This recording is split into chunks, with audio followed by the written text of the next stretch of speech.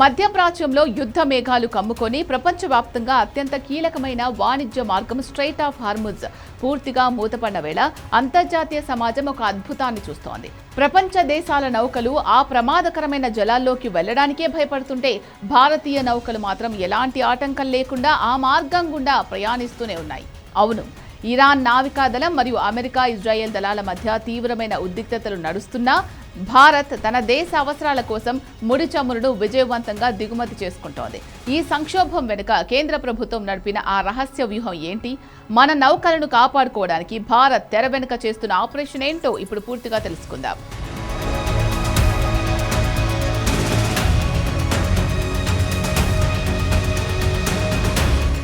ముందుగా ఈ strait of Hormuz ఎందుకు ఇంత ముఖ్యం అనే విషయానికి వస్తే, ఇది ఇరాన్ మరియు ఒమన్ దేశాల మధ్య ఉండే ఒక అత్యంత ఇరుకైన సముద్ర మార్గం.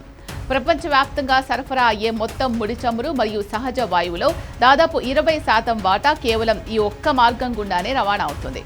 ఫిబ్రవరి 28న అమెరికా ఇజ్రాయెల్ శక్తులు ఇరాన్పై జరిపిన దాడుల అనంతరం ఈ మార్గంలో ఇరాన్ పూర్తి స్థాయిలో దిగ్బంధనాన్ని విధించింది. ఏప్రిల్ 9న కాల్పుల విరమణ ప్రకటించినప్పటికీ ఈ సముద్ర మార్గం మాత్రం ఇంకా సాధారణ స్థితికి రాలేదు. ఇరాన్ తన భౌగోళిక అనుకూలతలను వాడుకుంటూ ఈ మార్గంలో వెళ్లే అంతర్జాతీయ వాణిజ్య నౌకలను నిరంతరం టార్గెట్ చేస్తూనే ఉంది.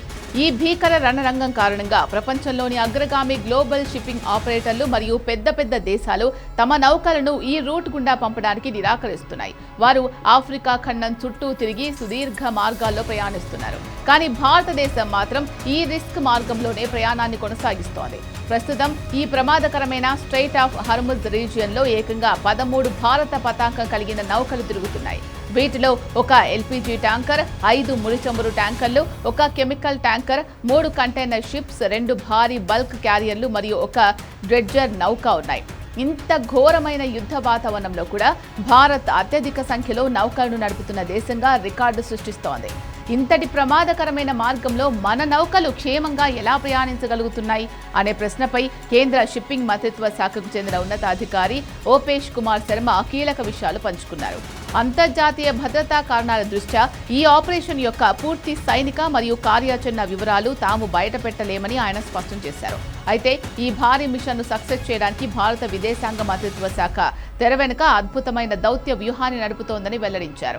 ఇటు ఇరాన్ ప్రభుత్వంతోనూ అటు గల్ఫ్ దేశాలతోనూ నిరంతరం దౌత్యపరమైన సమన్వయం చేసుకుంటూ భారతీయ నౌకలపై ఎలాంటి దాడులు జరగకుండా ఎంఈఏ రక్షణ వలయాన్ని ఏర్పాటు చేస్తోంది. ఈ రక్షణ ఆపరేషన్లో భాగంగా ఏ నౌకను ముందుగా సురక్షితంగా బయటకు తీసుకురావాలి అనే దానిపై కేంద్రంలోని వివిధ కీలక మంత్రిత్వ శాఖలు కలిసి పనిచేస్తున్నాయి.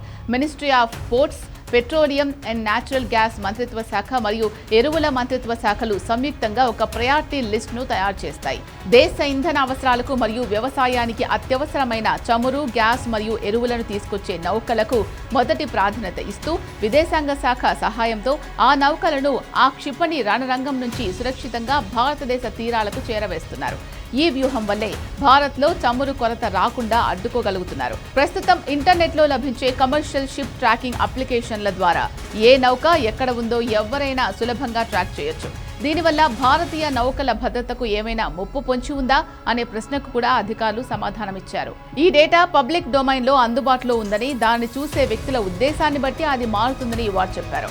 అయితే ప్రస్తుత సంక్షోభ సమయంలో ఈ పబ్లిక్ ట్రాకింగ్ డేటా శత్రువుల కంటే మన నౌకల కదలికలను నిరంతరం పర్యవేక్షించడానికి భారత ప్రభుత్వ రక్షణ విభాగాలకే ఎక్కువగా ఉపయోగపడుతుందని అధికారులు ధీమా వ్యక్తం చేశారు. ప్రస్తుతం శివాలిక్, నందాదేవి, జగ్ లాడ్కీ, పైన్ గ్యాస్, జగ్ వసంత్ వంటి అనేక ప్రముఖ భారతీయ నౌకలు ఈ ప్రమాదకర జలాలను దాటుకుంటూ దేశ సేవలో నిరంతరం శ్రమిస్తున్నాయి. అమెరికా, బ్రిటన్, ఇరాన్ దేశాల మధ్య ఎంతటి ఉద్రిక్తతలు ఉన్నప్పటికీ భారతదేశం తన చాణక్య దౌత్యం ద్వారా అటు ఇరాన్తోనూ ఇటు పాశ్చాత్య దేశాలతోనూ సత్సంబంధాలను కొనసాగిస్తూ తన ప్రయోజనాలు కాపాడుకుంటోంది. ప్రపంచ దేశాలు మిడిల్ ఈస్ట్లో అడుగుపెట్టడానికే భయపడుతున్న తరుణంలో భారత్ చూపించిన ఈ సమన్వయ వ్యూహం మన దేశ రక్షణ మరియు దౌత్య రంగానికి దక్కిన అతిపెద్ద విజయంగా చెప్పొచ్చు.